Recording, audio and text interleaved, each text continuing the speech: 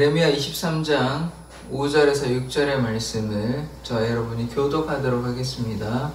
여호와의 말씀이니라. 보라, 때가 이르리니 내가 다윗에게 한 의로운 가지를 일으킬 것이라. 그가 왕이 되어 지혜롭게 다스리며 세상에서 정의와 공의를 행할 것이며.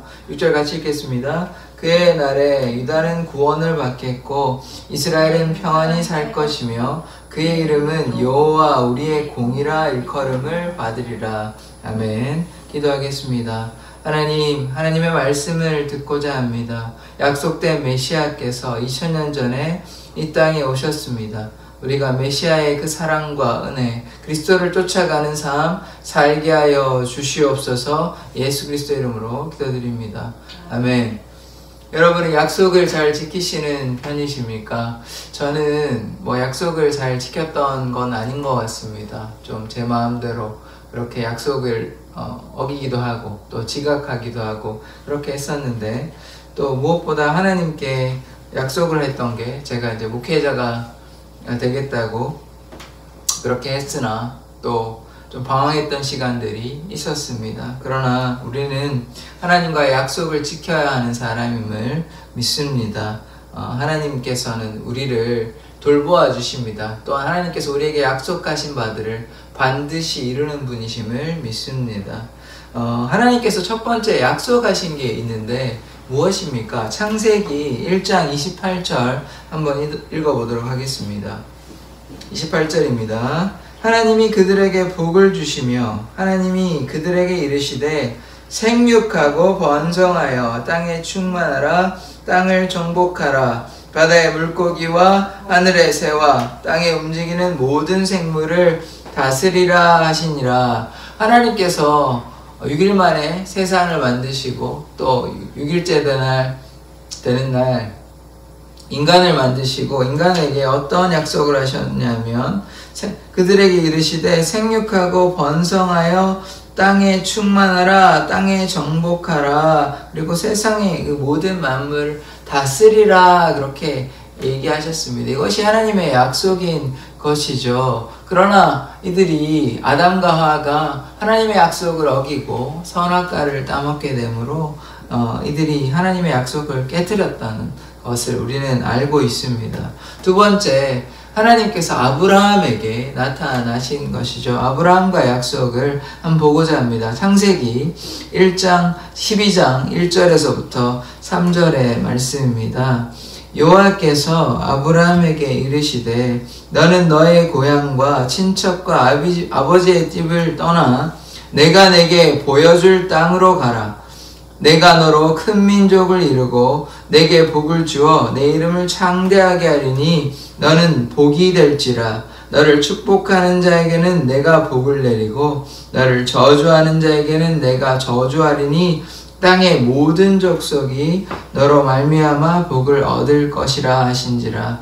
아브라함에게 약속하신 말씀대로 아브라함은 복의 근원이 되었고 430년이 지난 다음에 75명의 그 이스라엘의 가족, 그 야곱의 가족들이 200만이 넘는 인구가 되어서 출애굽을 하게 되는 그 사실을 우리는 알고 있지 않습니까? 하나님께서 아브라함을 택하셔서 아브라함을 세우셨습니다. 믿음의 조상으로 복의 근원으로 세워주심으로 말미암아 아브라함을 통해 큰 민족을 이루게 된, 이스라엘이 큰 민족을 이루게 된 것을 우리는 알고 있습니다. 그래서 성경에서 중요한 이 약속들이 있는데 그 중에서 가장 중요한 약속은 무엇입니까? 메시아를 주시겠다는 것입니다. 오늘 본문의 말씀을 보시면 예레미야 23장 5절에서 6절의 말씀을 살펴보십시다. 5절의 말씀에 보시면 여호와의 말씀이라. 보라, 때가 이르니. 하나님의 그 때가 이르면 내가 다윗에게 한 의로운 가지. 다윗에게 의로운 가지는 무엇입니까? 다윗이 줄기고 또 가지가 나온다.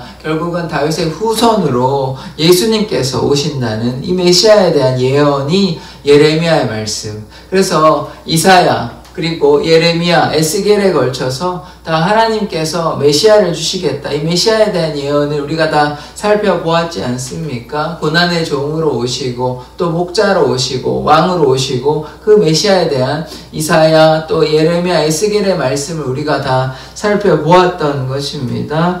예수 그리스도께서 메시아께서 이 땅에 오시는 것이죠. 그 다음에 이 다윗의 자손이라는 표현을 우리가 살펴볼 필요가 있는데 마태복음 21장 9절에 보면 어떤 말씀이 나오냐면 예수님께서 예루살렘에 입성하시는 장면인데 앞에서 가고 뒤에서 따르는 무리가 소리 높여 이르되 뭐라고 얘기하냐? 호산나 다윗의 자손이요. 이 다윗의 자손이라는 말은 메시아를 얘기하는 것입니다. 다윗의 후손으로 오늘 본문의 말씀에 보신 것처럼 다윗에게 의로운 한 가지 다윗의 자손으로 오신 그 예수 그리스도를 가리키는 말인 것이죠.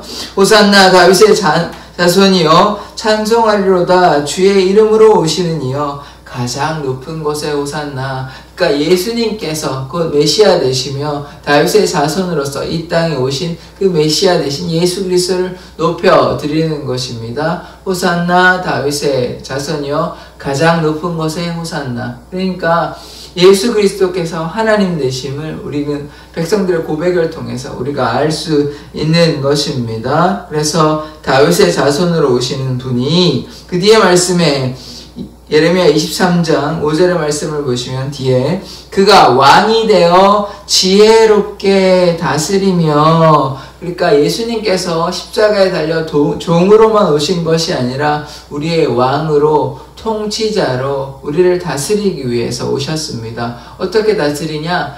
지혜롭게 다스리는 것입니다. 그 지혜는 무엇입니까? 하나님을 경외하는 것이 지혜인 것입니다. 예수 그리스도께서 자신의 마음대로 자신의 생각대로 말하는 것이 아니라 아버지께서 가르쳐 주시는 대로 자의대로 말하지 아니하고 아버지의 마음을 쫓아 아버지의 말씀을 쫓아 그렇게 복음을 증거하였던 것입니다. 또한 세상에서 정의와 공의를 행할 것이며, 이 정의와 공의는 좀 다른 말 같아도 그렇게 다른 말이 아닙니다. 하나님의 공의, 하나님의 정의, 결국은 죄에 대한 심판, 죄에 대한 대가를 담당해야 하는 것이죠. 예수님께서, 어린 양 되신 예수님께서 죄를 담당하셨습니다. 그래서 십자가의 보혈로 말미암아 하나님의 그 사랑이, 하나님의 그 공의가 나타나게 된 것이죠. 우리를 위해서 십자가의 보혈을 흘려주심으로 말미암아 하나님의 그 공의가 완성이 된 것입니다. 그래서 죄에 대한 심판은 누구도 피할 수 없는 것입니다. 자, 그래서 그 다음에 말씀 우리가 좀 보고자 합니다. 6절의 말씀을 보면 그의 날에 유다는 구원을 받겠고 이스라엘은 평안히 살 것이며, 이사야와 예레미야, 에스겔의 이 말씀에서 우리가 또 중요하게 생각해야 될 말씀은 무엇이냐면 이스라엘이 회복을 받는다는 것입니다. 이사야는 망하기 전 이제 우시야 왕 때부터 그렇게 기록되어졌는데, 이사야와 예레미야, 에스겔은 유다의 멸망, 그래서 이스라엘의 멸망을 얘기했지만 멸망으로 끝이 나는 것이 아니라 이스라엘의 회복이 있는 것입니다. 그래서 오늘 예레미야에도 유다의 구원을 얘기하고 있는 것이죠. 이스라엘의 회복을 얘기하고 있는 것입니다. 그러나 그 뒤에 주목해야 될 것은 무엇입니까? 그의 이름은 여호와. 그러니까 예수님께서 여호와 되신다는 사실을 우리가 기억해야 됩니다. 이사야 9장 6절에 보면 예수님에 대해서 어떻게 얘기하냐면 영존하시는 아버지, 영원하시는 아버지. 그래서 예수님께서 아버지 되신다는 사실, 예수님께서 여호와 하나님이 된다는 사실을 우리는 주목해야 되는 것입니다. 여호와는 무엇입니까? 하나님께서 시내산에서 모세를 만났을 때 그의 이름을 어떻게 알려주십니까? 나는 스스로 있는 자다. 여호와는 영원하신 하나님을 가리켜 주시는 것입니다. 결국 그래서 예수님께서 영원한 하나님이 되시는 것, 여호와 되시는 것. 그 뒤에 뭐라고 나옵니까? 여호와 우리의 공의 이라고 얘기하고 있습니다. 그래서 예수님께서 아까도 말씀드렸던 것처럼 우리를 위해서 십자가의 보혈을 흘려주셨습니다. 그러나 우리가 다시 한번 기억하고 주목해야 될 것은 무엇입니까? 예수님께서 여호와 되심을 기억해야 됩니다. 예레미야 23장 6절에서 분명히 예수님께서 여호와 되신다, 메시아께서 여호와 되심을 우리가 기억해야 되는 것입니다. 아버지 하나님, 아들 하나님, 그 성령 하나님께서 삼위일체 되시는 것을 우리가 기억해야 하는 것입니다. 이 예레미야가 언제 쓰여졌습니까? 16대 왕 요시야 왕 때 쓰여졌습니다. 멸망을 얼마나 앞두지 않고 그렇게 쓰여진 것입니다. 남유다가 20대 왕이 결국은 시드기야 때 멸망을 당하거든요. 그래서 이 멸망을 당하지만 그러나 회복이 있다, 이스라엘의 회복이 있다, 이 얘기를 한 것입니다. 또한 그 뒤에 예수님께서 어떻게 되십니까? 여호와 되시고 우리의 공이 되신다. 우리의 죄를 담당하심으로 말미암아 우리의 구원자 되시는 것입니다. 그래서 우리가 날마다 구원자 되신 예수 그리스도를 믿음으로 나아가야 하는 것입니다. 자, 우리는 어떤 사람들입니까? 예수를 믿고 따라가는 사람들입니다. 아담과 하와와 같이 어리석어서 하나님께 불순종하고 약속을 깨트리는 사람이 아니라 아브라함과 같이 약속을 믿음으로 본토 아비집을 떠났던 그 아브라함과 같이, 그래서 복의 근원이 됐고 큰 민족을 이룬 것처럼 우리도 아브라함의 믿음을 닮아가는 사람이 되기를 원합니다. 그래야 할 때 우리에게 약속된 메시아 예수 그리스도께서 여호와, 우리의 공이 되신 예수 그리스도께서 우리에게 오신 것입니다. 하나님의 그 약속은 반드시 성취되십니다. 하나님께서는 결코 우리를 버려두시지 아니하고 우리를 떠나시지 아니하십니다. 우리를 지켜주시고 우리를 돌보아줄 줄 믿습니다. 기도하겠습니다. 하나님께서 그 약속하신 바를 반드시 성취하시고 약속된 메시아께서 여호와 우리의 공이 되신 십자가의 보혈로 고통당하시고 고난당하시고 우리의 죄를 담당하시기 위해 십자가에 달려 돌아가신 그 예수 그리스도의 그 약속을 지키신 그 하나님을 우리가 믿고 신뢰하기 원합니다. 우리의 삶 가운데 날마다 예수를 따라가며 예수의 은혜 가운데 거하는 삶 되게 하여 주시옵소서. 예수 그리스도의 이름으로 기도드립니다. 아멘.